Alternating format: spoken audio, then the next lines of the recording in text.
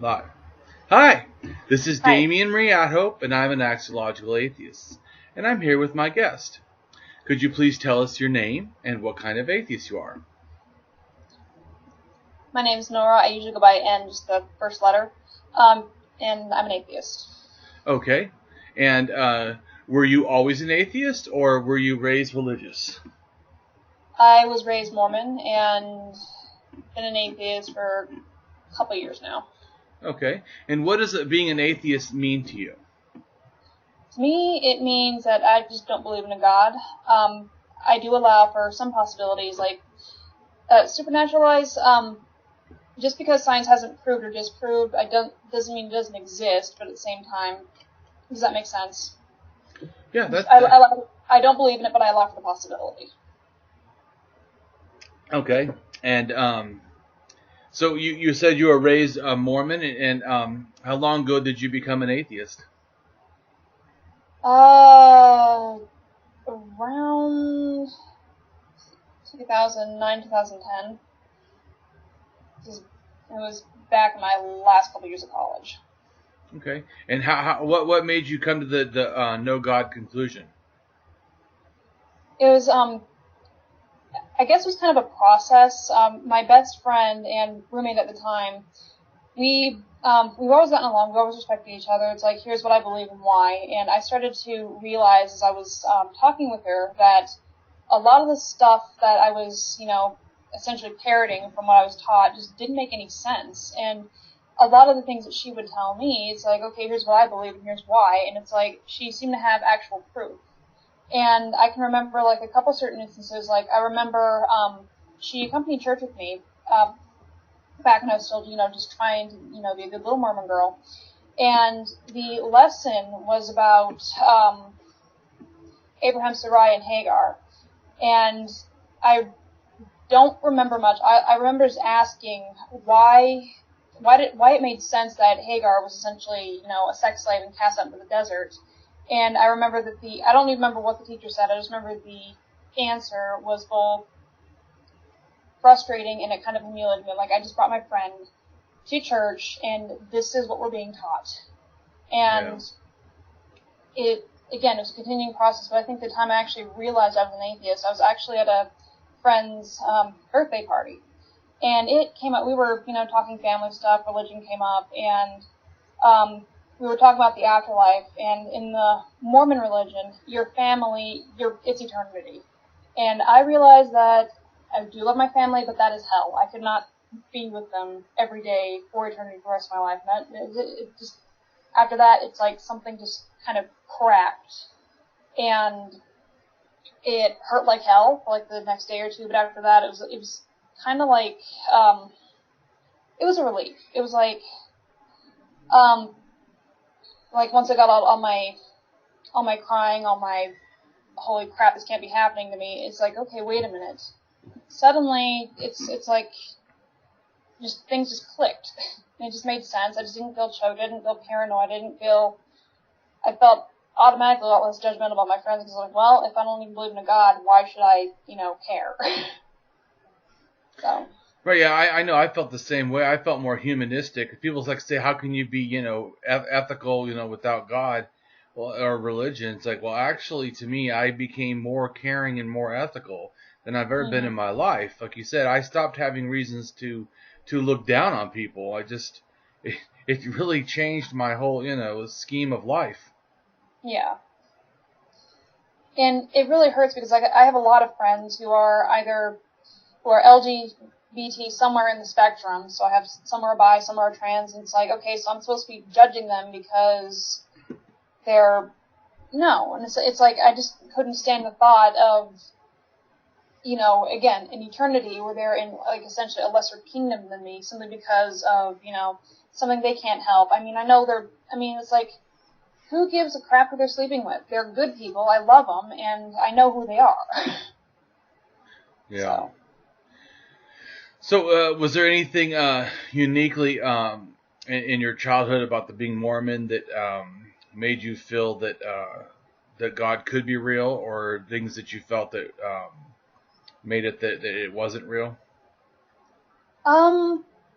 As a kid, no. It was more later in my teens and college that I started to kind of realize that it's kind of like a switch flipped.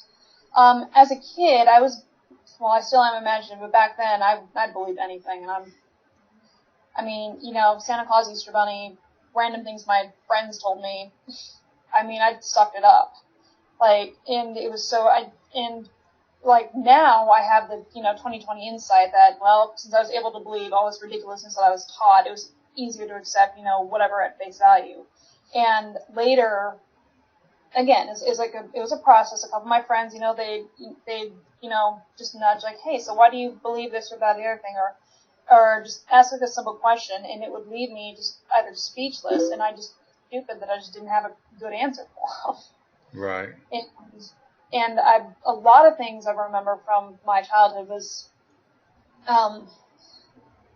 my mother in particular, I guess she kind of wanted to preserve the fact that we were childlike and innocent, and I didn't get into more mature media until my late teens, early 20s. I was really into Disney films, cartoons, and a lot of that stuff I still love, but it was at the same time it was kind of like a block. This is what I was allowed to have, and couldn't really progress. So can you tilt the camera just a little more, because we're getting there you go, there, that's better. All right. So it was so I guess it just, I was a child longer than I should have been, because I was not allowed to essentially progress, learn, get into things that were more my age level because they were inappropriate for whatever reason. I remember I couldn't read the Goosebumps books because she said the covers were ugly, and it's actually kind of funny because a lot of this, that's in my mid-teens, she would use that excuse a lot. I don't like this because it's ugly. It's an ugly story. It's an ugly cover, whatever. And I would start reading them anyway. I would, the best example I can think of is The Hunchback of Notre Dame. I love the Disney film, but I'd always wanted to read the book. My mom said that's an ugly, ugly story. Cool. I found it was in the library. I checked it out. I read it. I'm like, okay, I can kind of see your point, but this is a good story. What is so bad about this? And I started doing that more and more with other media and realizing that, there's a whole bigger world with greater stories and greater just things to just get into than what I was allowed. So, right. Yeah, I was gonna say I can imagine that probably because they limit your stuff, it makes it so that you didn't have an opportunity to to understand other things. Yeah, and I found that it's even now I still kind of feel like I'm childlike, and that I'm still learning the stuff that I should have known years ago. So it's definitely done its damage, so to speak, and I kind of, and in some ways, my rebellion, I have a lot of other siblings, and they,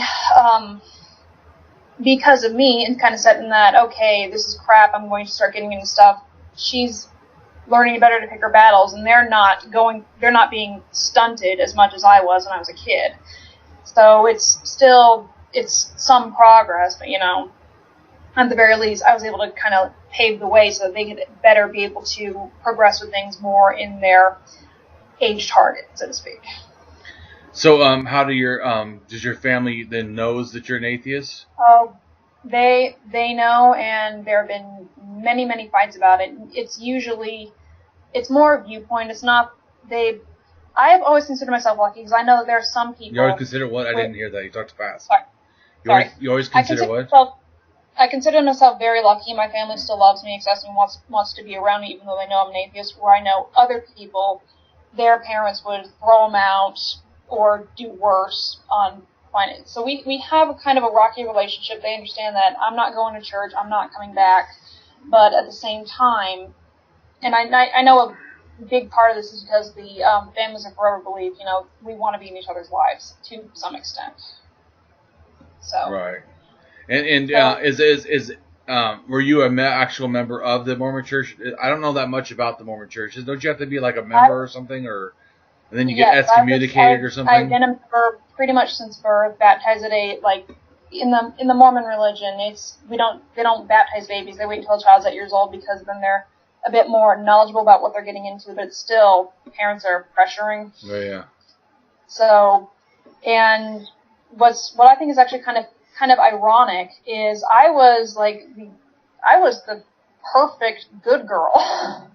I mean, I can remember like some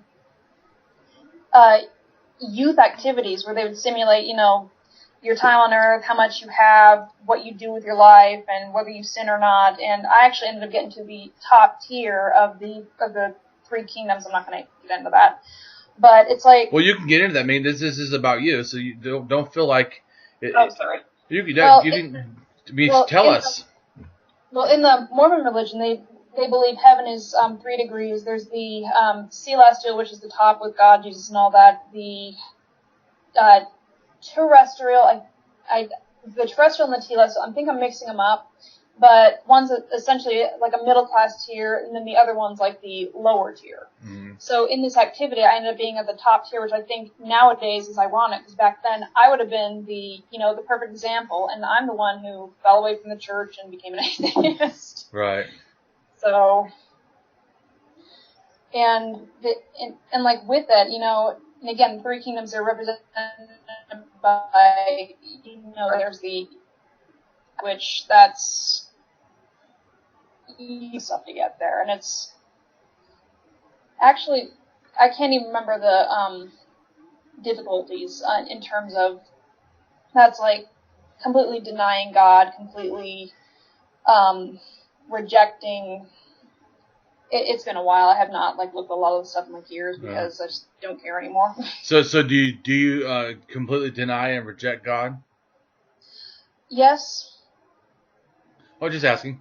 I mean, because I know that there's a part in the Bible where it says that the only non-forgivable sin is blaspheming the Holy Spirit. So I made sure that I blasphemed the Holy Spirit as worthless and stupid and ridiculous. Because I told my mama, see, now there's no reason to pray for me. You can just stop now because I'm already condemned. If you're right, it's too late. Yep. So quit wasting your time. Let's move on. Yep. Yeah. Well, the way I kind of see it, if there is a God, he's incompetent and stupid, and he plays favorites, and I really don't like that. So I think it's better to reject the idea of God. And I leave a little bit of leeway for stuff that science just can't explain at this time. I guess that might just be the childlike part of me. I kind of want to believe in the supernatural, but at the same time, it's just, where's the evidence?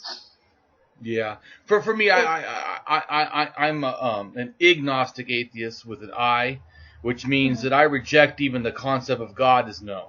So when you say, for me, when someone says there can be a God, what does that even mean? Yeah. I don't think that I know what that really means, and I don't think anybody knows what that means. So for me, when people say it could be, what could be? You'd have to first figure out what something is before you can say it could be.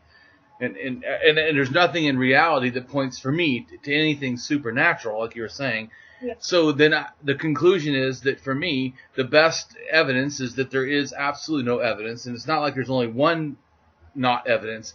Every branch of science, every test of science is ever done on every part of the body, of every part of the earth, every part of the animals, every part of the solar system is totally non-magic. When I mention supernatural, I don't believe there's a higher power out there creating things. I mean, one thing that intrigues me is how several different cultures have they have their ghosts, they have their vampires, they have their dragons, whatever. Yeah. So I'd say slight amount, just kind of wonders if there's any truth to those stories. It might not be the way the media portrays them, but if there's, something that, because it's just so worldwide, it's a curiosity thing. Does something like this in one shape or form, could it exist? It hasn't been proven yet. That's kind of where my... Right. So I could address one of the things you just said, though. You said about dragons. So dragons originally come from snakes. Snakes originally have a reference to goddesses and actually to birth and to death. One of the reasons they were connected to birth is because the mother's umbilical cord to the child they thought was looking like a snake. Yeah. So there's also symbolism of raindrops being snakes and waves of water being snakes, and that's why lots of sea monsters and and you have mountain curves sometimes, or rivers they think are Snake River or whatever. It starts, like you said, a myth. It starts by anism, of just naturally looking at things and then putting a supernatural, explanation to something that has no reason in our, science understanding. There's no reason to call anything, a river just because it has squiggly lines. Call it a snake. No, it's just a river. And even now, I understand that, like, a lot of things, like with the vampires, that was a way of explaining how, when you dig it up, the corpse looks fresh. That exactly. Yeah. Well, that's that explanation right there, really. Because I just wrote a book. It hasn't been published yet, but it's still being a little bit edited. But it's called The Tree of Lies and Its Hidden Roots. It's exposing the evolution of religion and removing the rationale of faith. And I start religion 100,000 years ago, and I show how it progressed. And basically, it's giving supernatural explanations to natural things, like you said, like a vampire, just because the fangs look bigger. Well, because the mouth, sucks up, and because it dries up, and it looks like the hair and the teeth and that stuff. Right? Like Yeah. And that stuff I understand, but there are like one or two things that science has yet to explain. So that just a slight little bit of possibility. If it gets proven wrong, gets proven wrong. If it doesn't, whatever. But as it is, though, just in general, I do not believe in the concept of a god or a goddess. I definitely don't believe in vampires. I just allow that slight chance that, okay, there may be a supernatural entity, not a god, just a thing causing this. If we can prove it wrong, great. If not, whatever. Yeah. So I hope that makes sense. Well, no, I understand, definitely. I'm just wanting to explain how I see it too. But so you said you started like disbelieving in college, right? Is that when you? If I'm being honest, probably before then. I think college is when I actually started realizing I was actively just kind of rejecting everything I was taught. But if I'm being honest, it would probably be more in my last couple of years of high school. College is where I just started, like the wake up process. But as I mentioned, I have a lot of friends who are in groups that religion as a whole just doesn't approve of. But that was the contradiction that bugged me, was like my best friend. I got a lot of best friends. My best friend in high school, she, like I said, she's an awesome person, and I adore her, and I could not see why her preferences would keep her out of heaven. When I know her, I see her every day, and she does her best. She helps other people. She's like just one of the sweetest people I meet, and she's not going to get into heaven because of who she may or may not choose to love. That just didn't sit right with me. And it was in college with my next best friend, who was, started, the gentle prodding, the gentle questions, that trying to, get a more concise answer out of me.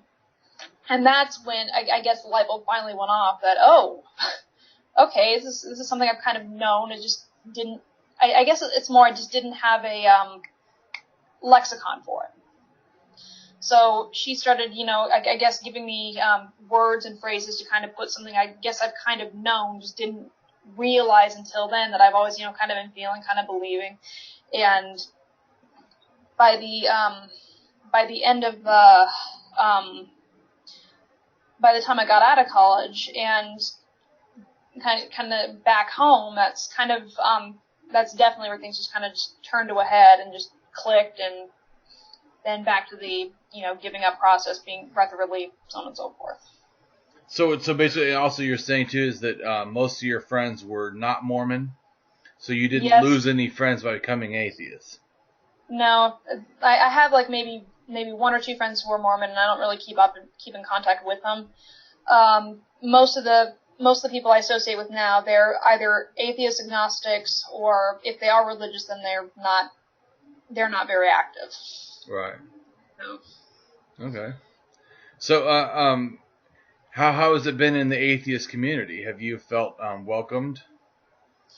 I actually felt that I fit in here a lot better than I ever did at church, if I'm being perfectly honest, because there was always a lot of pressure. I mean, like, I'm thinking about it, one thing I do kind of respect about the Mormon Church is they don't believe Eve was this big bitch who set the world on nose. She's the hero who kind of set things in motion, and so there is a little bit more love of women that you'll see in other churches, but at the same time, you're still seeing the same stereotypes. We're encouraged to get an education in case our husband loses his job so we can support our family, and that's a step forward and then 2 steps back. Yeah. You know what I mean? And it'd be a lot of those kind of phrases that would come up where it's like we love and respect women, but at the same time sanctification. Right, which is actually just a pseudo sexism or hidden sexism. Yeah. Same I thing. mean, I will be a bit grateful in that we were not a church that was taught, well, if you're a woman, you're a sinner, it's your fault, you're a harlot, like other ones do. But at the same time, slightly less sexist is still sexist. You know? Yeah, but so Mormons do have some of that polygamy stuff that's extremely sexist. Not that I think that in general polygamy has to be sexist, but certainly how it's been practiced, where it's forced and they're picking young girls, you know, and denying the boys, and some of those things. That's the fundamentalist branch, where even the regular Mormon branch doesn't want to touch that with 30-foot pole.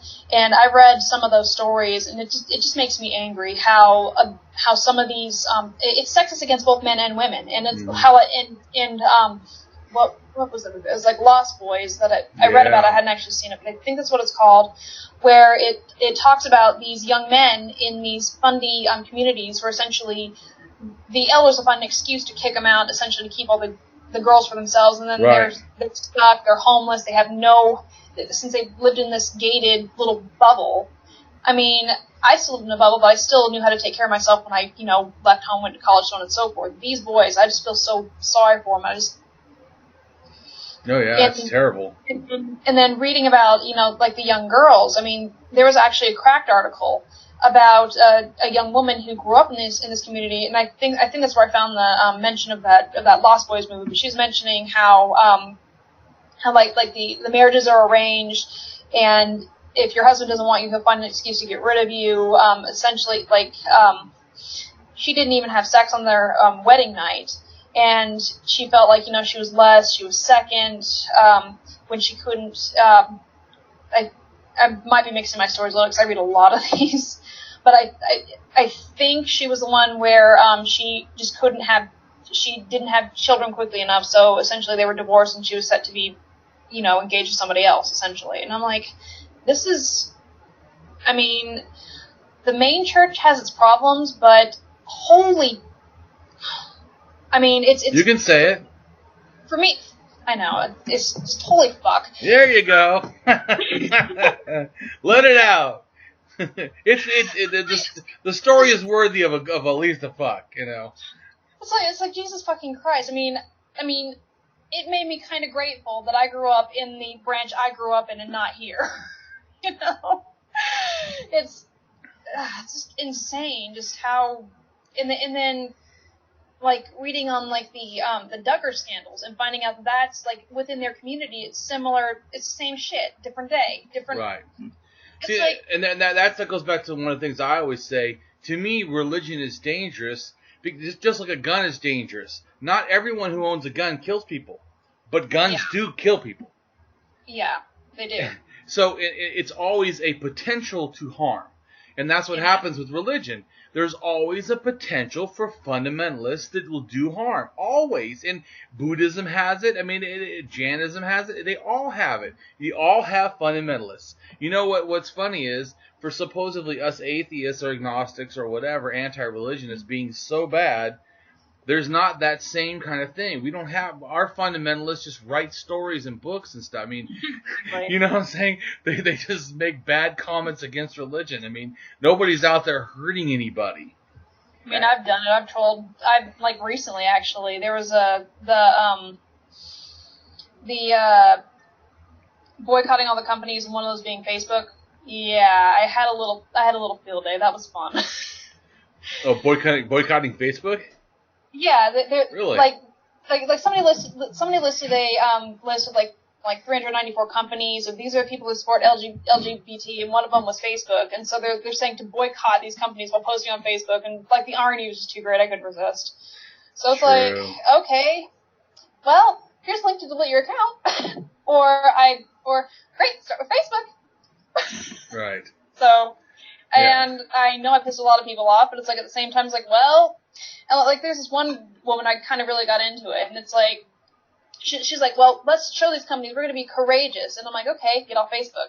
Really? And then she's like, well, but I need this to use the tool. I'm like, well, okay, so it looks like your convenience of Facebook is more important to you than the courage you still speak of. And then she called me a troll, and I'm like, why am I trolling? I just stated a fact. Really? And so it's kind of funny just seeing the hypocrisy of these people. They're like, yeah, we're gung-ho, we're going to do it. It's too much work. So. Well, right, they hate for convenience.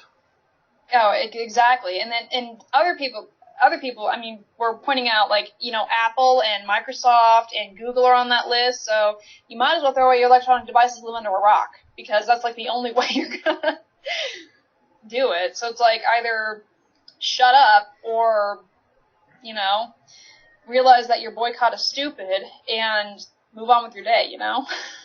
Right. So. Yeah, anyways, to me, I don't understand how they're so gung-ho to support the anti-rights of someone. It just, it doesn't make no sense to me. Yeah.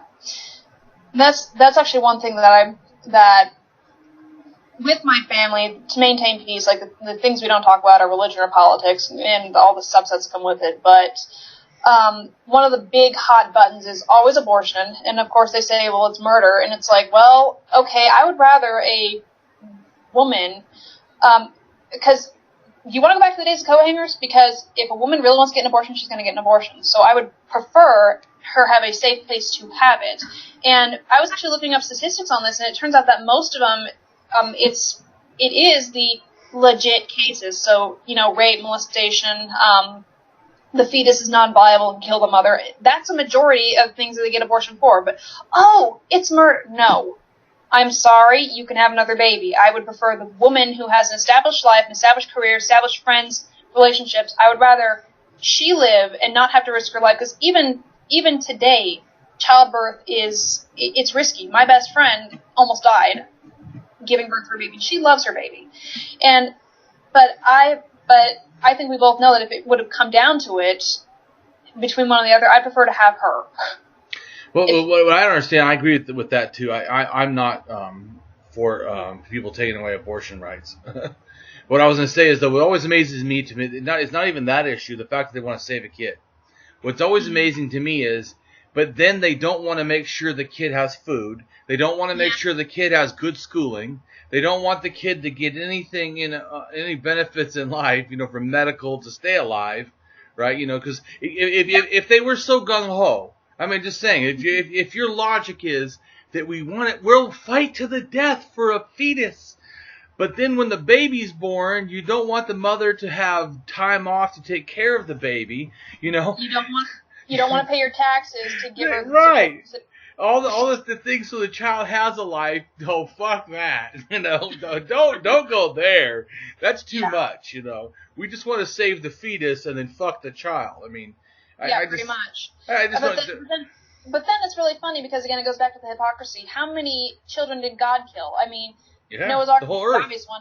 How many babies and children? And then there are numerous wars where he specifically tells his soldiers to go and put your sword through a pregnant woman's baby. How many babies were aborted? So it's like God supports abortion until it becomes inconvenient, in which case it's screw them. Yeah. Yeah. Yeah, it doesn't make any sense. But to me, that they just cherry pick anyways, because I mean they should be killing. It's like they say, like, well, the Bible says kill gays. Well, the Bible also says kill people that work on the Sabbath.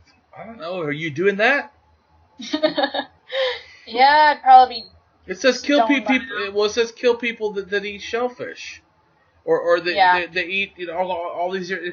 Come on, the Bible says I think you better be checking your clothing tags. If you can't have mixed fabrics, make sure it's 100% cotton or polyester. Right. Also says to kill everyone in a town if a few people don't believe in your God. So, I mean, it's not a moral book. It's not telling you moral things. It's an immoral book with immoral laws. Yeah, I mean, there's like maybe, one or two good lessons in the whole thing, but the rest of it doesn't. I mean, it's digging through a ton of coal to find a diamond. It's just not worth it. Right. What I always say is, it's like saying that you have to explain about the good in religion. Well, to me, that's like saying I have to acknowledge the nutritional value of a piece of undigested food particles and vomit. Yeah, it's there. But now it's so tainted, I don't want to eat it. And the same with religion. Religion, whatever good it had, is so tainted by all the other stuff.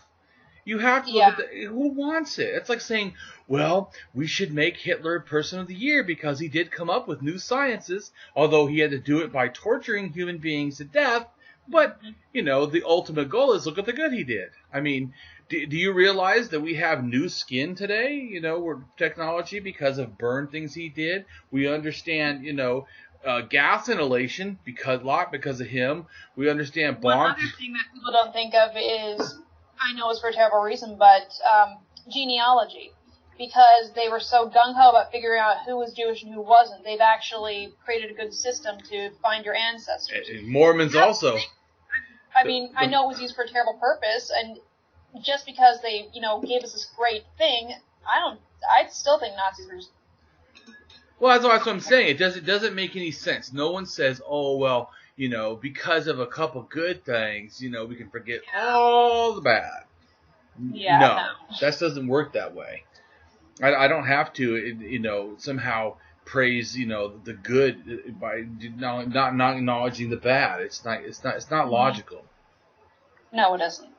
So, I mean, the point is to me that you don't need to do that any more than I need to go back to the Model T to invent the new car.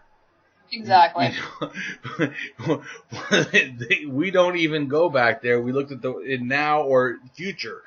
So, I mean, it doesn't, even if they could be shown to be something, beneficial, they're so far. I mean, just think, a child who passes high school could go back and be an absolute scientific genius, at the time that, the Bible was written. Easily. Yep. Be the most smart person in the world. See, what I thought was kind of funny was recently, just for my own curiosity's sake, I actually tried to apply science to Noah's Ark. I was just kind of curious, okay, I know this is impossible, but how impossible is it? Very. And so, very. I mean, I was able to disprove it with just an elephant. Okay, so according to the National Geographic and Wikipedia, there's at least 40 different species. We have to have 2 of those. An elephant is, on average, about 13 feet to the shoulder, about 10 feet long and about 4 feet wide, and we have to have 80 of these things. Well, there's your bottom level of your ark right there. And then that's not even counting the other big animals like giraffes, rhinos, hippopotamus, so on and so forth. So with just the elephant... Doesn't an elephant eat like 40 or 80 pounds of vegetation?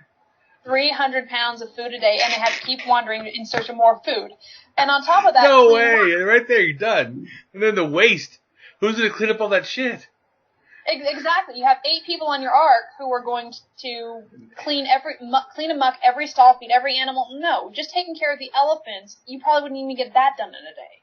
So it's like just an elephant disproves this whole freaking thing. Yeah. And then we're not even thinking about like, okay, how are they getting any exercise? And when I was thinking about just in terms of other animals, okay, there's different habitats, there's different temperatures. Oh yeah. On top of that, animals breed at different, like an elephant, they're pregnant for 2 years. So that whole little 3x3, an elephant is not going to come out in 3x3. And on top of that, for a viable gene pool, you need at minimum 80 different pairs. So if our God is so omnipotent, why only 2 of each? Yeah. Of course, to put it to the understanding of somebody 2,000 years ago who was writing this book, and even with that, the ark makes sense because they'd only be familiar with the animals in their area. So the measurements of the ark might actually work for, just the animals that person knows of, and the food supplies and everything else. So, but it's like, okay, now I've proven that this one story is a lie. Why should I believe anything else in this book? I mean, it's already lied to me once. Fool me once, shame on me. Fool me twice, shame on you. You know? Well, yeah. Well, that's the first things for me to be an atheist was actually, or thinking about it, because I was a devout believer. I was raised in a Christian cult, and I was raised in evangelical Pentecostal Christian with my mom, and never doubted God. I thought my parents were crazy, but went to college, and they said that everyone starts out as a female in biology class, that the default for human is actually female. Yep. And it takes 3 processes to make a man: anti-feminizing, masculizing androgens, and then testosterone. And that right there is like, then certainly it doesn't make sense that somehow Eve comes from Adam when even in our genes and chromosomes, it's actually the other way around. Yeah. Though actually, kind of on that, my favorite response to the Adam and Eve story is Eve was the original transgender. Really? Yeah. I mean, hey, she came from Adam and had to turn from essentially a piece of a man into a woman, so why all the hate? Yeah. Yeah, it was probably the other way around, though. But anyways, the stories are ridiculous. Just like I told you about the Noah's Ark, to me, too, is the simple thing is, even if everything is true, let's say magic happens and everything else is true, when does the magic stop? Because, at a certain point, it has to stop. At a certain point, I mean, the miracle is over and then life goes on. How long can the miracle go on? So once they come out, they're in the boat for almost a year. So they come out, right? Yep. So there's nothing, everything's dead, right? There's nothing to eat. What is it's all waterlogged. There's dead fish everywhere because it's all, the carnivores be happy for a time. Well, but I think that, but if a year, I don't think that there would, if a year, a fish stays in water and is dead for a year, by the time the carnivore came there, it would be nothing. It would be massive. It would turn into liquid. It would be bones. It wouldn't be your carnivores. There's nothing for the carnivore to eat. A year, it would be soup. It would be there was nothing to eat, and it would be putrefied anyway, spoiled and whatever. The water would be ungodly. But I'm just saying. So the first thing a carnivore is going to do is eat the animals coming out the ark. Instant food supply. Every one it eats, there's the whole gene gone, the whole population gone. So, and there's not just one carnivore. There's a lot of carnivores. And how about man? What are humans going to eat? Humans got to. And then you got to think about again back to the reproduction. Okay, let's say that the 2 animals, whatever, you're still going to be pregnant forever. How long? I mean, an elephant's going to take 2 years to produce just one more elephant, whereas mice are going to breed like crazy. So we'll have a ton of mice, maybe a couple elephants, and already we're going to have an uneven species. Which would be evident in the archaeological record. The geological record would be totally obvious. It's just totally not obvious. And there was evidence that there has been a worldwide flood, but at the same time, it's not. No, there was not. Let me finish. It would go up and it would drain and it would drain. It was not a stagnant for a year. It would come up, it would drain down a little bit, come up a little more, and they found that the possible evidence was like the different silt in it. So even the flood itself is not supported by the Bible. You'll have to send me a thing from a science journal that says there was a worldwide flood, because I know that I just did a lot of research for my book for 3 years, and I certainly. If I remember correctly, there's more possibility of it just because they were examining like different layers of silt that could have potentially. There's been floods in specific areas. Yeah. Like there was a time 11,000 years ago, or 9,000 years ago, I think it is, where everything in the Mediterranean was all grass. There was nothing there. That all was flooded, but it was flooded one time. That's it. The ice melted, flooded, and then the Persian Gulf. I think that's what I read. I'm just misremembering it. I mean, so there's towns or whatever under the water. Yeah. Because that happened. Also why there's evidence of people coming from the DNA and facial features of Sicily and southern Italy in North Africa. I think I can't remember the top of my head now. I think it was like 11,000 or 12,000 years, something like that. Because they just walked across. They didn't have to go on a boat or anything. If they had that bridge. And then I know that there's some evidence with Native Americans up in Alaska, how there used to be like an ice bridge between that and China back when the things were a little bit closer. But now, things have shifted. And again, it's and now that you mentioned it, you're right. I don't think it was like a worldwide, but like a most of the world. So not like the whole, but like big chunks of the world were just flooded. And again, but they drained. So it's not like they stayed there. It's not like it stayed stagnant for a whole good part of a year. It's like it went up, it went down, and even that does not support, again, what we see in the Bible. It's just there's a big flood that rose and fell, and no evidence of an ark, no evidence that it just stayed there for a year. Yeah. Yeah, I know the Black Sea flooded a little bit. I know that the Persian Gulf wasn't there. That's all flood. And like I said, the Mediterranean, there was no Mediterranean. That all is flood water from the ice sheets melting. I know that for a fact. But anyways, so but the facts don't match up. And then like also the reason why sometimes they go, oh well, there's fossils on top of mountains.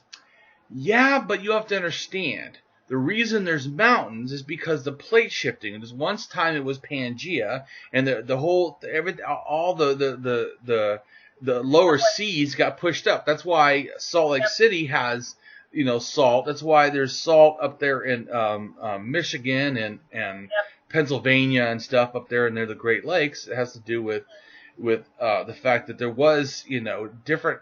It was like India. India actually smashed into Asia and stuff, and that's why they get the Himalayas. Is actually the plates smashed together. Yep. India was a separate island or piece that smashed and crushed, pushed up. So I mean, at one time there was water in between where the Himalayas are in a sense. So. And see, and again, kind of going back to that, I kind of always knew, just didn't know how to voice it, or it didn't click. One thing I really loved as a kid was science, and a lot of this geological evidence. And one thing that interested me a lot was how South Africa and South America, they have similar clay and they have similar shape, which again, it supports Pangea. Yes, it does. And a couple just a lot of little, and again, there's small things that hindsight is 20/20, but even back then it's like, okay, this makes sense. Here's some evidence. I can believe this. And it just builds until and it's I guess in a way it's like science has always just made more sense. And I'll be honest, I'd rather be in science class than in Sunday school. So well, one has facts and evidence, they're testable and provable, or at least close to that. The other one's just pure faith and fantasy. One of them has stuff blown up, the other one doesn't. No. That's the other one. Science is what you do when you actually want to know what the world's about. Yeah. Religion is what you do when you enjoy fantasy. Exactly. Yeah, it's a hard thing. It's hard to some people ask me too, why do I care to tell people if they're happy? It's like, yeah, why would I tell anybody the truth? I mean, it's a stupid thing to me. Why would I want to tell people the truth? I mean, it's ridiculous. Well, that's like saying, I told one person, it's like in psychology, if a person comes in and they're basically happy with their life, but they're in total denial of all these harm that's going on, you don't go, oh, well, you have no problem. See you, bye, You tell them they're in denial. I mean, yeah. Because it's an ethical duty that you should be helping the person, not be in that state. Agreed. So, I'm not against people believing in fantasy, but I'm going to tell them the truth. They have no right to not be told the truth. It's like they think that somehow they don't have to listen. They don't have to hear the truth. Yeah. No, you have the right to refuse to accept the truth, but you have no right not to hear it. Exactly. And you have no right to deny that truth to anybody else either. Yes, exactly. I mean, it's like I hate how these schools are starting to push stuff and everything. Oh, I read about that. What was it? Was it Tennessee? One of the southern states actually put the Bible in as a science textbook, and I'm like, what? No. Yeah. No, separate the church and state. The Supreme Court needs to come down on that hard, because it's promoting Christianity over other religions, for one, and for two, it's not a book that has, backed up by scientific fact, which is what science class is supposed to be about. Oh, exactly. Yeah, that's always their thing too. It's funny how the only religion or God they always think about is just the Christian God. It's like, first off, that's not the only religion or the only God. Well, if I'm going to believe in any God, I believe in death, because at least that's something I can verify. You believe in what? Death? Death. I mean, hey, he's all loving. He accepts us all no matter what. Yeah. This is a true equal God if I'm going to believe in anything here. That's funny. Yeah, to me, life is good in reality, because then we can make real choices. I mean, you wouldn't want to go into a business and not know half the facts, or have incorrect facts. I mean, you want to know facts. I mean, that's how you should desire to know the world. Yeah. And it's really crazy to keep religion, but I'm not against people. Like I said, my mom. She when I first became an atheist, she tried to challenge me, and I was already, pretty educated on it, and I really, was able to answer everything and make her feel bad. And then she's like, "Oh, I don't want to talk about it anymore." So I was like, "Okay." And then later she told me, "Well, I agree with a lot of things you say, but I still want to believe." And I go, "Okay." That's kind of where my mom and I are at right now. We're kind of at a standstill. We're not going to convert the other one, essentially, and we know that, again, religion, politics off the table, otherwise it's going to be a big fight. But aside from that, it's like, okay, you're still my mom, you're still my daughter, we're going to still have this, have a relationship to the best we can, even though we're essentially on opposites of the board. Yeah. Yeah, like I said, I don't try to convert anybody. I just tell the truth and tell the facts, and that's my goal, is to fight pseudoscience, pseudo-history, and pseudo-morality. And so, I mean, but if people want to keep believing that nonsense, whatever. I agree with you, though. I mean, if you try to push it in schools, if you try to push it on other people, I'm going to fight you hard. Oh, yeah. Your personal belief of fantasy worlds, I mean, I don't agree, but I mean, that's like you picking a favorite football team. Okay, whatever. The way I see it, if you're going to push the Bible, I can push Batman comics. Because at least those, they're fiction, but they at least have more basis in fact than the Bible does. Yeah, and more moral. Yeah, When does he ever kill innocent people? You want to know what's funny? Is some of the villains are actually more moral than the Christian God. True. Very true. Actually, kind of all of them. A little on that tangent. Oddly enough, the Scarecrow was actually a small factor in my becoming an atheist. Really? There's this one particular comic, I love it. It's Batman Scarecrow Year One, which kind of goes into his, it's a 2005 version of his backstory, and it's like everything in that book is like a complete exaggeration of what I went through. He was raised by his batshit insane great-grandmother, who was, I'm going to guess Baptist, because the comic wasn't specific, but he grew up in Georgia, and that's heavily, right. Well... Oh, not Mormon. And she, oh my goodness, like batshit insane that's like nicely putting it. she would, if he did anything step out of line, she would make him dress up in a Sunday suit, take him out into this church/aviary, and let the crows come for him. And I actually kind of realized that there are some similarities. One of the first time we actually see this in the comic, and it's been hinted she's done this several times before, she was punishing him because he was reading Ulysses, which was a book that she forbade him. Now, I never actually read the book. I did look up a summary, and I'm like, okay, there's a brothel scene and a couple other things. I can kind of see the point. But later, I actually kind of realized it was similar to my parallel with my mother. This is ugly. You can't read it. And while obviously I was never, abused, punished the way he was, I saw that parallel. And I also realized that this actually hit me like just a couple weeks ago, actually, and I've had this comic for years. But it wasn't so much she disapproved of the book as the fact that she disapproved of him gaining more knowledge of the outside world. One of the plot points was, as a child, he was not allowed in the library. And anybody who knows the Scarecrow knows he's an avid reader. I mean, he prefers books over people in his own wardrobe. That was, if he was going to save if he was going to save himself or a book, he's going to save the book. Every single time. And it just kind of hit me that, wait a minute, she doesn't want him to have any knowledge of the outside world, so she can keep controlling, keep abusing, doing whatever to saturate her own dark needs. And in a way, I kind of saw the same thing. I was, again, kind of kept innocent, kind of kept a bit naive.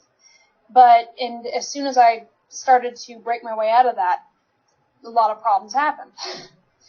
And again, this feels kind of like an exaggeration of my own story, but he obviously becomes an atheist in the comics. Can you blame him?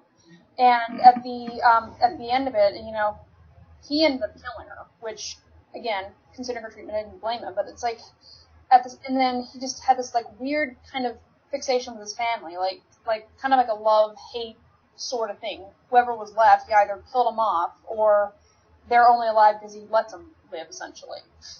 So it's like, and that's in some ways kind of how I feel. Like I'm just so distant. Like I don't relate to them anymore. But at the same time, I kind of want to keep them in my life. And it's kind of almost scary just kind of seeing this parallel.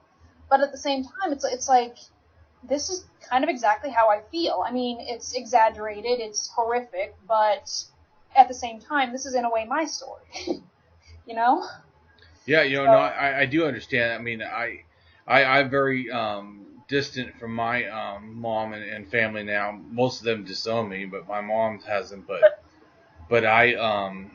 they're very religious. I mean, my mom is assistant pastors, for Rick Warren's church, and they do they go around in other countries. Even they fly to other countries for Celebrate Recovery, which is like a Christian form of AA or whatever. And a 12-step.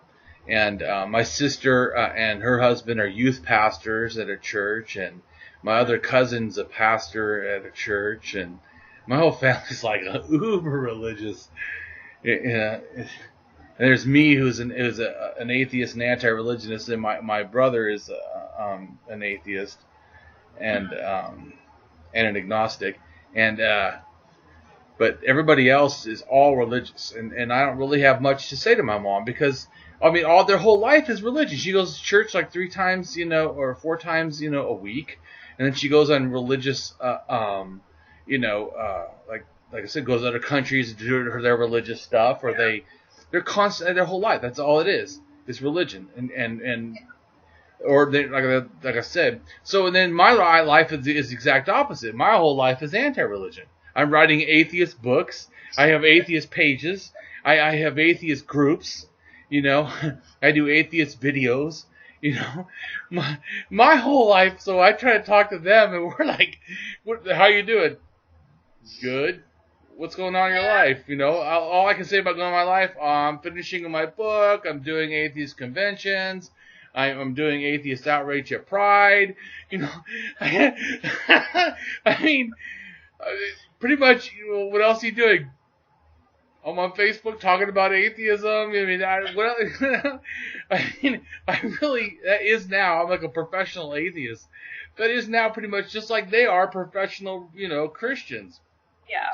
So like you said, when we try to talk to each other, there's almost nothing to talk about.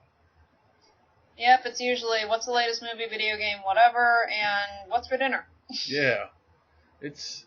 So I know what you're saying. It's like, I want to keep a relationship with them, but it's almost like, why? I mean, we don't, we're like on two different planets.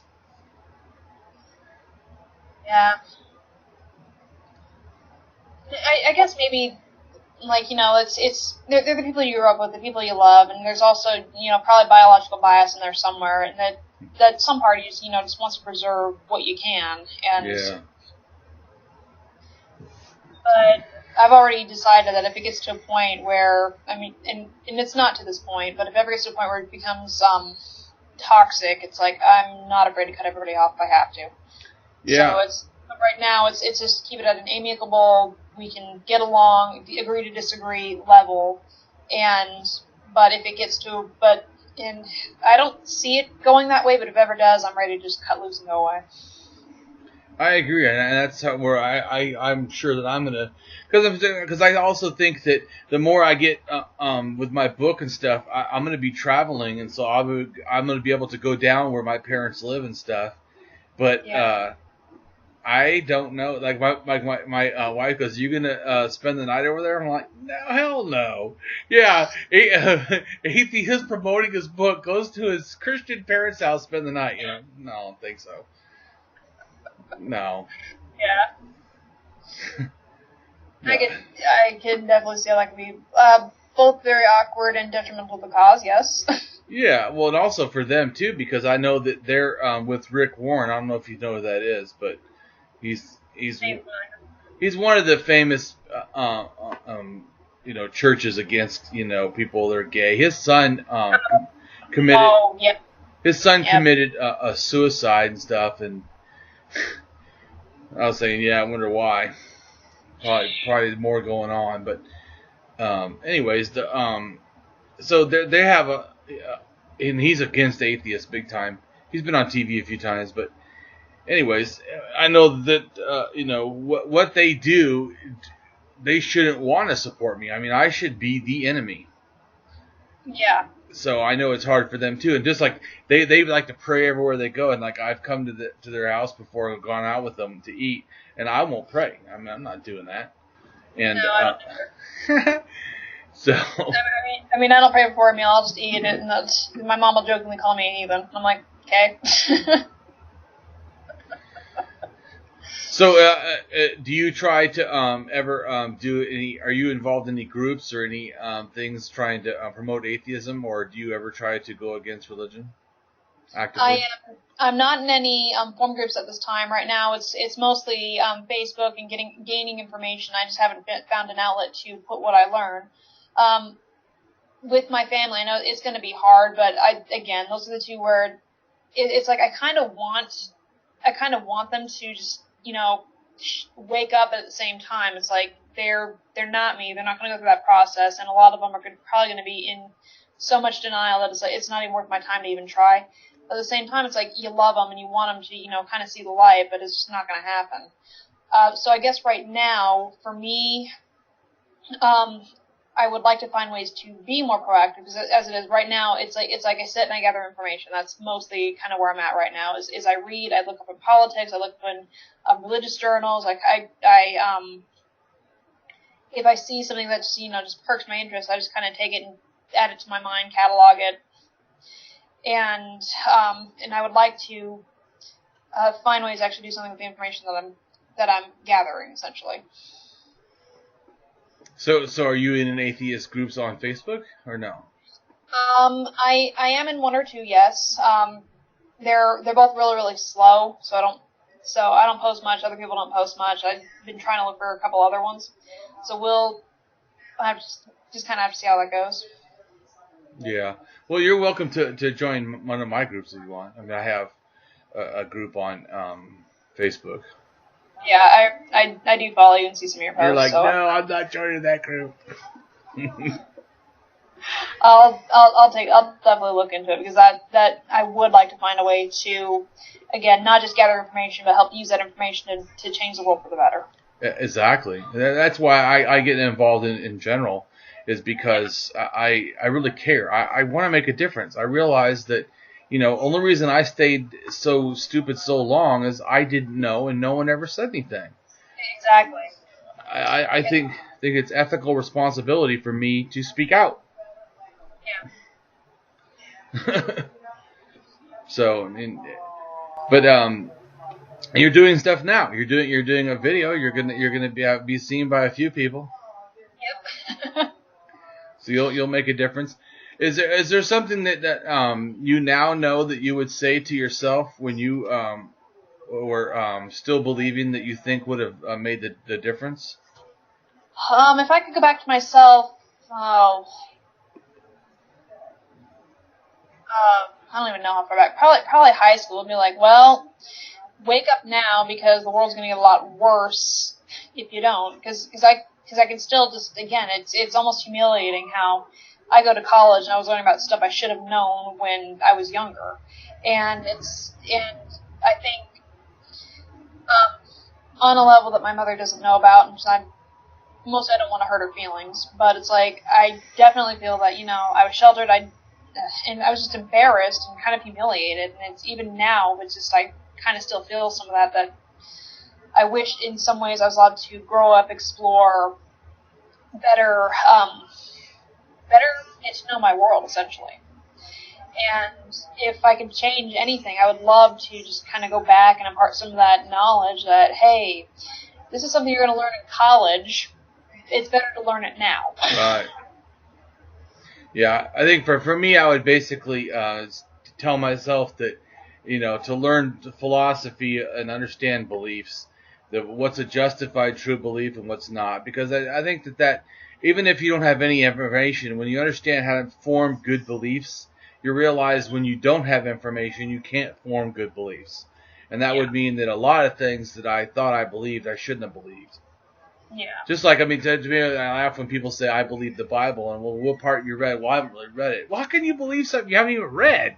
I mean, not only is it devoid of proof and facts, you believe something you don't even know? Well, see, and again, that kind of goes back to that I didn't have a voice for it, but, because with me, I've read the Bible, both books. I mean, one thing in... Well, you mean both books by the Book of Mormon. The Book of Mormon and the Doctrine and Covenants and the Pearl of Great Price. And on top of that, in high school, I would get up 2 hours earlier than everybody else to attend a seminary where we studied these books. And again, it's kind of funny how when you reflect back and stuff just comes to you, stuff that you've forgotten for years. And one thing that I do remember, back in seminary class, was the woman. I don't remember which testament it was, but the woman who was gang raped and then cut into 12 different pieces. And I remember my teacher kind of glossed over that with the 12 tribes of Israel symbolism. And I was reading this, and I remember then thinking, this is kind of messed up. Why would this make any sense to do this? Okay, so these other kingdoms are receiving these parts of a dead woman. How are they going to know what to do with it or what it means? Because that part, I remember specifically, was not explained, and it's and it's just sick. It's fucking. It is sick, and I know I had essentially my church filter on back then, so I didn't question it. Oh yes, I know. I had the same thing. I know. Fucking belief goggles. The whole world is a certain color because the belief goggles are on. You take them off, you're like, what the fuck was I thinking? Yeah, essentially, and it's like, okay, I may not be able to quote specific verses anymore, but now it's to a point where I'm rereading it specifically to be able to argue against it. You know what I'm talking to you today, though? You know what I'm gonna do? I'm gonna go find sexism in the Book of Mormon. I'm gonna go. You watched that? I posted on all the 10 religions, yep, sexism in the.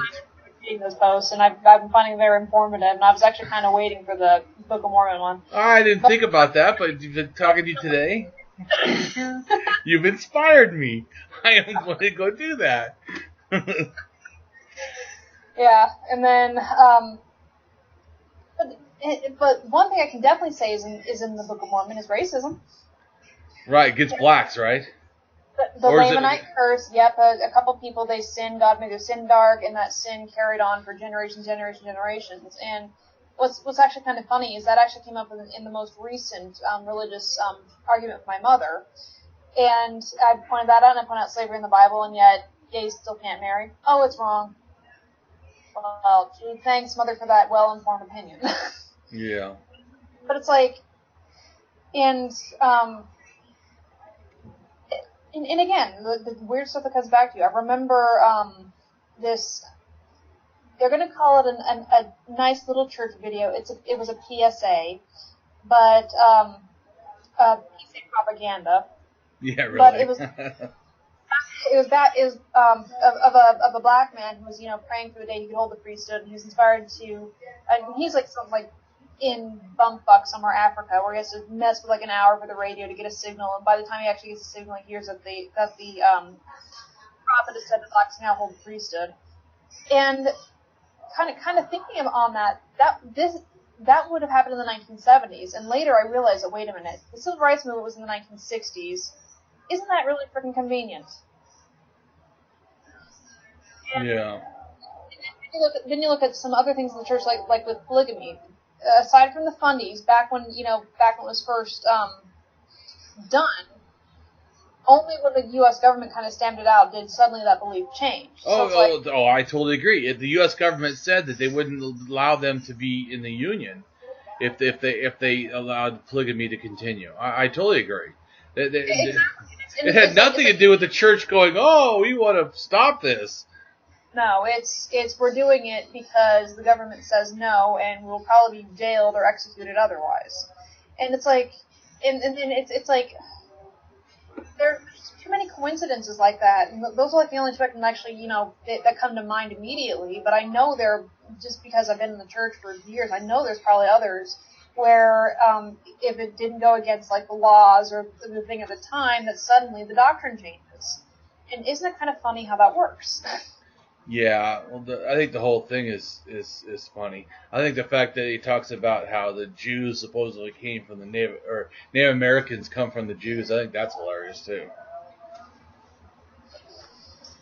But it's like there's so much stuff I can't even take seriously in it anymore. I mean, there will be some things I will thank them for. I mean, one thing that the Mormon Church really does push is, always have food storage, always have a budget, basic life skills.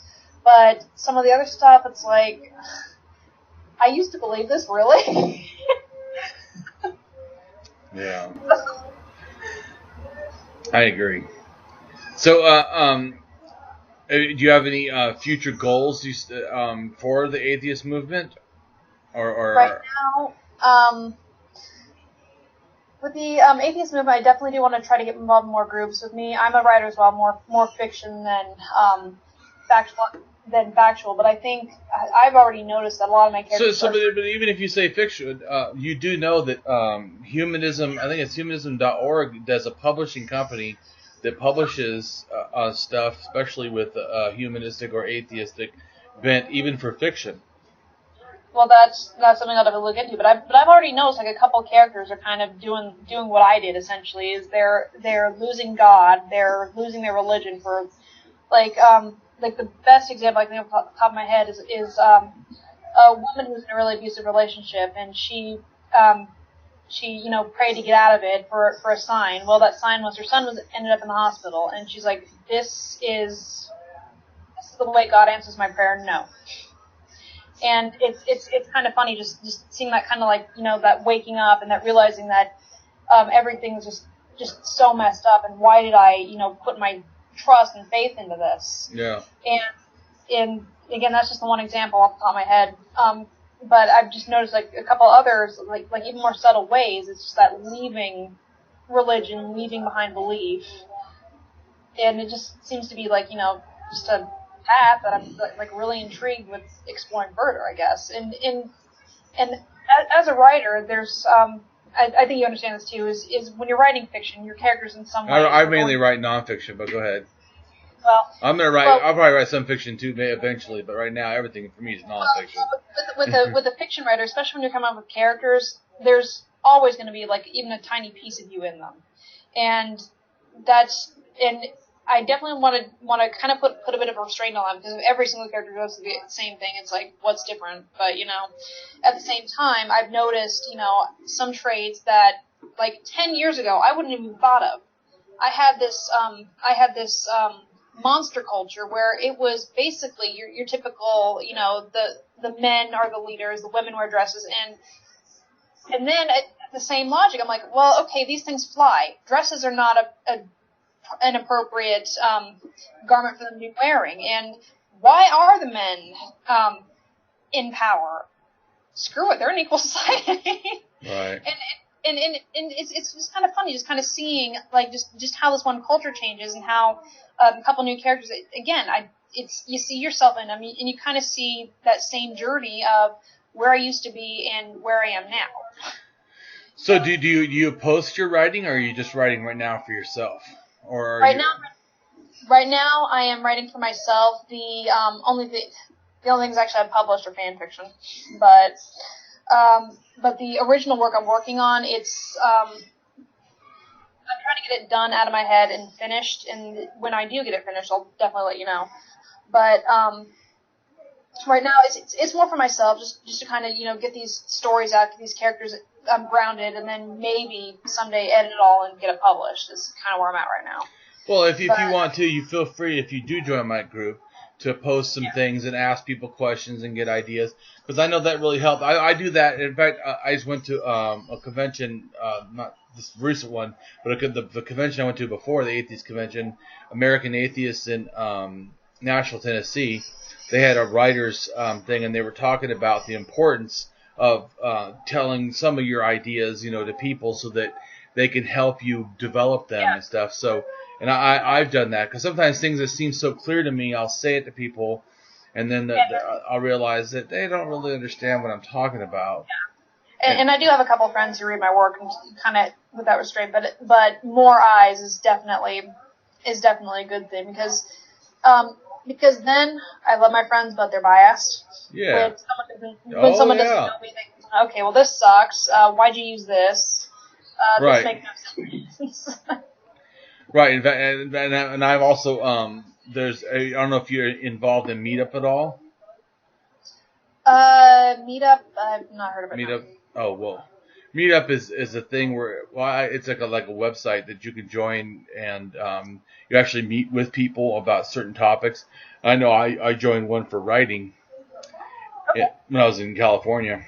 I've now moved to Washington, but when I was in California, and I brought in some of my work, and they're like, wow, this is like really intense, stuff. And at the time, I was going to make like a 6,000 page book. Yeah. Like a fool. They were like, this is like 5 or 6 books. And so this is way too much information. You can't do this. It was like an anthology or something, So I realized that I had to change. So I think just like that. Sometimes it's really good, And then another time I showed my stuff to an archaeological friend of mine, or he's archaeology, and he's an anthropologist, but atheist, and he said, oh, well, I needed to back up some of my stuff because I was making statements, but I wasn't backing up with enough facts. Gotcha. And so I think it's helpful. I had to go back and add more facts and do stuff. So, it's helpful. And also he was telling me that some of my claims, I make too strong of a statement, and I need to make sure that people understand that this is what I believe it is. This does not mean 100% fact. Some things are facts, like you find a vessel, or that you found a vessel. To say that it had a religious significance, maybe not. Just because it's decorative doesn't even mean it was religious. I mean, exactly. It could just be art. So I'm saying that I know that it's good to do that. I'm just saying that if you do join my group, Harp, feel free to post some of your stuff and ask people for help. I may or may not. I know a couple of times people have done that with music and band names and. Yeah, but I might have one or two that would be opposed to putting up. I mean, most of it, again, because I am a kind of private person. The only reason I even have the fan fiction out is that it's because these are not my characters, but this is showing that I can write. And if someone steals it, I don't care. Well, yeah, I wasn't saying someone would steal it. I was just not saying you have to do it. I'm just saying you're welcome to do it. I know, but I do have like one or two pieces I'd be open to sharing. Yeah, there's parts of my book that I haven't shared because I don't want people stealing it. But most of it I understand that even if I give you a small thing, you would have to do all the research I've done. I mean, I read an entire one whole entire book on how to be an archaeologist, a school level, book for people intro to archaeology. I mean, so it's like a $100 book. I don't think anyone's going to read that to understand some of the stuff I had to do. Yeah. Unless they're in the field already, anyways. But. Well, and even then, just kind of on that note, like, research as a whole, it can be really fun when you're really into it. I mean, I've learned so much. I mean, the wiki game where you're reading a page and you're like, oh, that looks interesting, and the next thing you know, you have like 10, 20 different tabs of different stuff. Really? Yeah. Yeah. And that's just something I've always done, is I love facts, I love information, I love random things that nobody really cares about, like, lizards clean their eyes or their tongues. I think it's interesting. Yeah, it is. So, did you know that cats can't taste sweets? One of the only mammals that can't. Yep. And of course, we got the platypus, like one of the, 2 or 3 creatures that can lay eggs. Right. There's a mammal. Yep. Yeah. Just fun little stuff like that. I mean, it's probably useless outside of a game show, but it's still fun to know. Yeah, it's good. I mean, it just shows a love for truth and facts, which is, like I said, justified true beliefs should be based on truth and facts and not just on an opinion with unreliable sources, unproven, unvalidated, or things that contradict stuff that is proven and validated. I mean, you should not believe that. It's that simple. Exactly. It's like, show me some evidence and let me make a decision based on what you show me. Right. And then it's like you said too. Then you should limit your belief sometimes to evidence. That only believe enough of from what you see. I mean, or you're shown. I mean, it's So is there anything else that you wanted to say or you wanted to ask me? I guess I think in our conversation we pretty much covered a lot. I mean, I definitely learned a lot from you. I believe you probably learned definitely a lot about me. And I think that's pretty much it. I mean, if I think of anything else, I know how to contact you. I mean, we kind of. Well, yeah. Well, I've been for the video. Well, it's just funny. I always ask that just in case. Most people say no, there's nothing. But I just want to ask before we close it off that give you the opportunity to, if you wanted to say something. I think overall this has been very informative for me. It's I mean I've always known that there have been other atheists. I guess it's just, for me, I'm not a very social person, so I guess it's kind of harder for me to find people that it's just easy to discuss this sort of thing with, who aren't already my friends. Right. So this has been actually very, very exciting, very informative, and I really did enjoy talking with you. Well, appreciate it. And I try to be easygoing and stuff. I know a lot of times some of my posts are hardcore, but I'm a pretty easygoing guy. I mean, I've gotten that, the tough love, but I kind of think you're a teddy bear. Yeah. Well, I'm mildly intersex and genderqueer, so I'm not 100% male, anyways, especially mentally. But I mean, I read that, and I really did appreciate you sharing that story, because that's something that actually intrigues me too. Is just the way different people identify, or how they are biologically set. I mean, that's and again, I guess it ties back into acceptance and curiosity. Is I want to know. I mean, Yeah. I mean, it's interesting to me. Just again, just seeing this world that I didn't even know existed in a sense. Well, no, that's what really makes me mad too. And some people act like, you know, even for people to transgender, but you know, to me being intersex, it's like, you know, they say, well, we shouldn't have, you know, other labels besides men and female. Yes, we should. I think so too. I Absolutely, we should. As a whole, I mean, male and female is just not sufficient. I mean, you can go back to the classic argument of, you know, you got your tomboy and your mama's boy and all that. Well, it's so what? I mean, the human spectrum, we're going to have different interests. We're going to have different romance, different love, different biology. And why not celebrate that? We're the same race, but we're all different, and we're all in our own way, you know, very special. Right. And to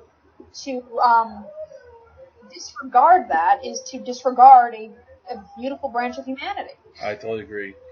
And I think it's really sad because, I mean, like I've been told too that they don't like that I use 3 different labels to explain my gender, you know. But it's like, it's not for you. It's for me. It's for you to understand exactly who I am. I mean, and I'll admit I don't always understand, but I get why people, you know, choose the specific labels they do. I mean, with me, sometimes I'll admit it's kind of gibberish. I'm like, okay, and I think part of that is humans as a species, we kind of like our nice little compartmentalized little boxes, but we also at the same time need to, you know, kind of break them out. So right. Well, like my gender. So I am intersexed male. So that's biologically I'm like 90% you know male and 10% you know female or intersexed, right? So but mentally, how that affected me mentally because of the biology, probably, who knows exactly, but probably that had an influence.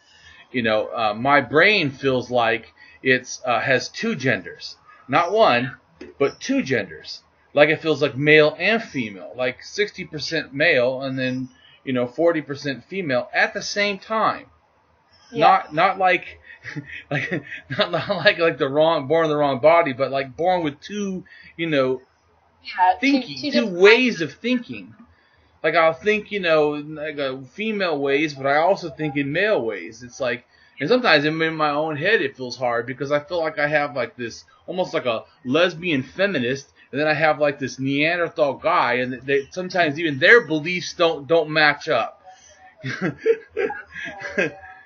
and with me personally, I identify as asexual and biromantic, so I find I'm not really sexually attracted to either gender, but I do find them both appealing. Right. And what's kind of, and I think kind of a little on that is there were times where I don't consider myself trans. I don't think I've ever had a feeling strong enough for this, but where I just kind of wish I was a boy. And I think most of that is just remembering just the boys do all the cool stuff. I want to be a guy. And as I, you know, kind of grew, it's like I have like this appreciation for both forms, for both the male and the female, right, with you know, actually having an attraction to them. And what's actually also kind of fun is on top of writing, I am an artist. I do a lot of drawings, and I find that, you know, it's something for me to look at. It's something to me to perceive, to be beautiful, and to, you know, try to, you know, capture with a pencil, marker, computer. And what is and again, it kind of goes back to conflicting, because I, like in art classes and in college, I would, you know, my religious upbringing would often conflict with my need to create art, because, you know, a nude form, that's inappropriate. But at the same time, you know, I'm actually kind of glad I went to college, because it helped me break out of that mentality of this is something to be ashamed of. No, the human body is beautiful and should be celebrated, and who cares how that person identifies? I mean, we're human beings. We have beautiful curves. We have beautiful lines. We have beautiful, you know, shapes and torsos and arms, and there's just so much about just humanity in general to just appreciate. Yeah, that's to me, I just want to try to, you know, accept people for who they are. I mean, as long as they're not hurting people, especially. Just, you know, I don't know what's right for everyone else, and that's why I always get mad when people try to tell me what's right for me. Like, or they tell me, "Well, you look male, you need to just be male." Well, I don't really care what you think I look like. I know how I feel. I mean, I know how I feel inside. I know things I like. You see all the cat pictures I post. I don't really give a fuck if you. I've had people tell me they don't like it, guys. You know, that they like all my atheist stuff, but they hate all the cat pictures. I don't really fuck you. Get off my page. I don't give a fuck what you think. Exactly. I mean, like, my friends, I post comic book stuff. I post a ton of Five Nights at Freddy's. I post articles I find interesting. You don't like it? Well, you can either block the page or unfriend me. I don't care. Yeah. And I have no need to keep people that don't like me. I have like 30 people waiting, and I'm already at max of 5,000. And I have people waiting to be my friend. And you know, as soon as a couple go, a whole bunch more try on top of the list. You know, so I don't need to. And I'm not even that famous yet. I'm going to be more famous once my book comes out. But I mean, I already have people like who I am. So someone who doesn't like me, I have no time for that. Bye. Like, I have like maybe 20 people online. And it's like, that's like, maxing it out, that just sounds overwhelming to me. I'm like, how do you... Well, it's a lot. Just like some people said to me before, how come I always make people feel like they're special, like spending time to talk to you or whatever?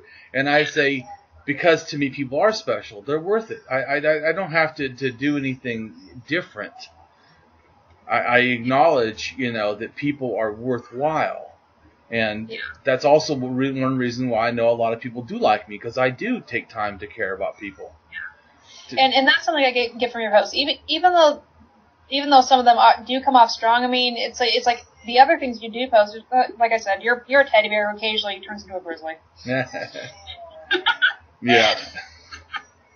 I mean, both are true. Like I said, if you really understand me, both are really true. I prefer and I feel better being nice. I like to be nice, but I absolutely can be not nice.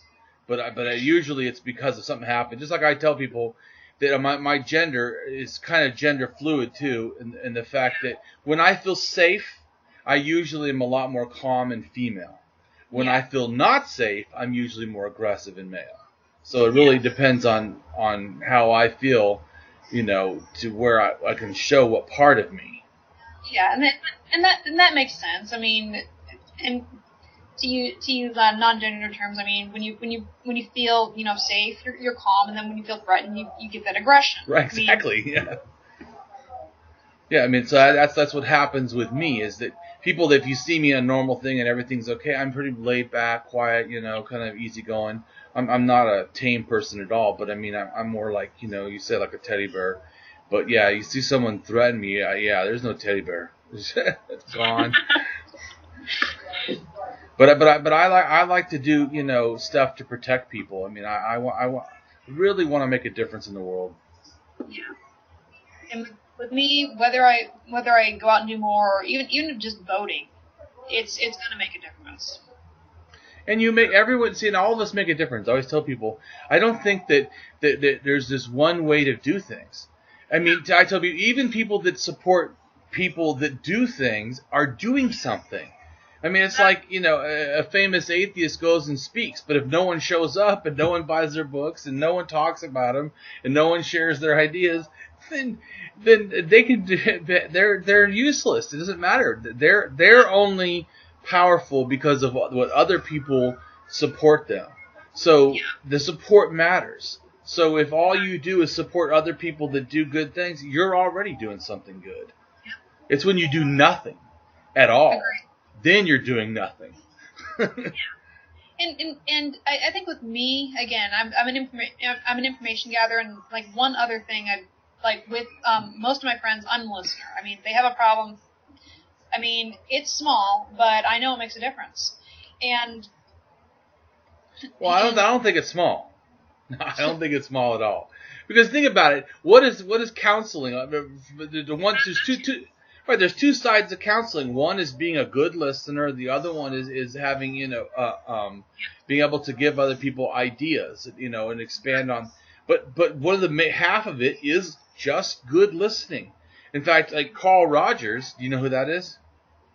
No, I don't. Oh, okay. Well, you can look him up. But Carl Rogers is a humanist, and I thought you said McCall. Sorry. Yeah, Carl. I know Carl Rogers. yeah, a counselor, Carl Rogers, or a psychologist, whatever. And his way was person-centered, which basically he did a lot of active listening. Active listening means that you help people along to expose what they want to talk about, but you don't really give advice ever. Yeah. You just help people, you help them bring out what the best of themselves. But anyways, what I'm saying is that that's his whole thing, and yet it changes people's lives. So I'm just saying, I think that you being willing to listen to people is a big deal. It really matters. So you're doing good stuff already. Thank you. And I'm proud of you because it's hard. Especially it's hard to come from an upbringing, that was real religious like yours was, and I understand for myself what that's like. Yeah. And especially like you said, you're made to feel childlike, but I would say that you have an excellent quality too, and it's called innocence. And it's a non-negative way of looking at what you call childlike. I think innocence is wonderful. So I think that instead of feeling ashamed for being innocent, I think you should revel in it because it's a very wonderful quality. Thank you. Well, it's been great talking to you. Great talking to you. And I'm going to let you go, so all right. Bye. Bye.